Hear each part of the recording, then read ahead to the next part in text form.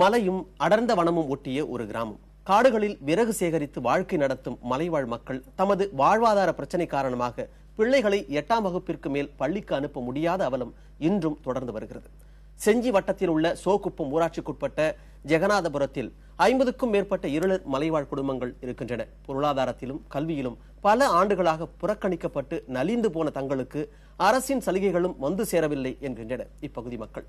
அடிப்படை வசதிகள் எதுவுமின்றி மலையை ஒட்டிய புறம்போக்கு இடங்களில் ஓலை குடிசையில் வாழ்ந்த இவர்களுக்கு 30 வருடங்களுக்கு முன்னர் அரசு வழங்கிய தொகுப்பு வீடுகளின் மேற்கூரைகள் இடிந்து விழும் நிலையில் இருக்கின்றன.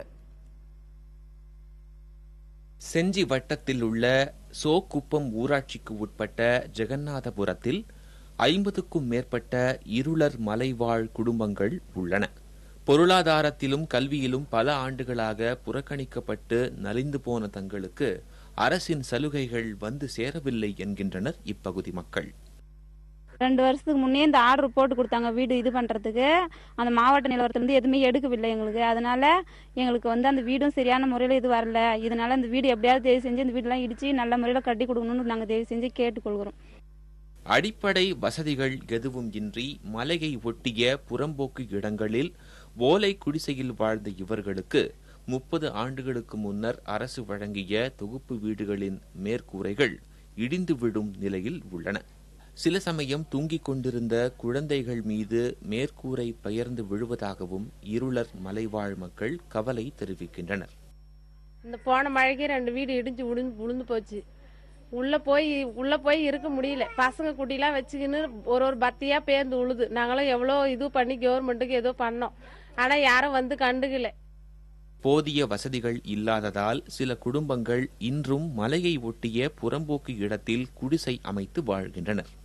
விறகு வெட்ட தடை விதிக்கப்பட்டுள்ளதால் வெளியூர்களுக்கு சென்று கூலி வேலை செய்து பிழைப்பு நடத்தி வரும் இவர்கள் அடிப்படை வசதி இல்லாததால் இப்பகுதி மக்கள் 80% பிள்ளைகள் 8ஆம் வகுப்புக்கு மேல் பள்ளிக்கு செல்வதில்லை. மாறாக அவர்கள் வீட்டு வேலைகளுக்கு அனுப்பப்படுகின்றனர். அப்பா அம்மாலாம் வெளியில போய் சமாளிக்கிறதுனால பசங்களையும் கூட்டு போயிடுறாங்க. ஒரு 8th மேல 10th மேல படிக்க வைக்க முடியல.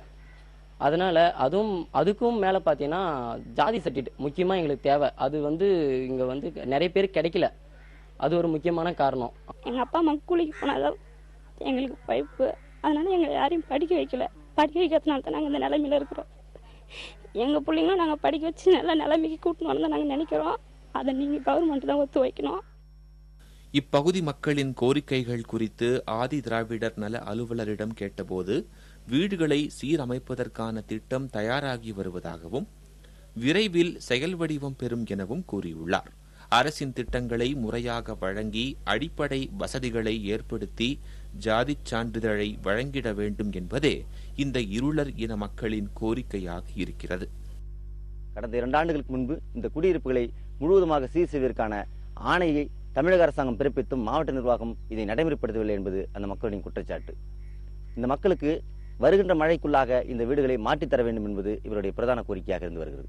புதிய தலைமுறைக்காக செய்தியாளர் தமிழரசனுடன் ஜோதி நரசிம்மன்.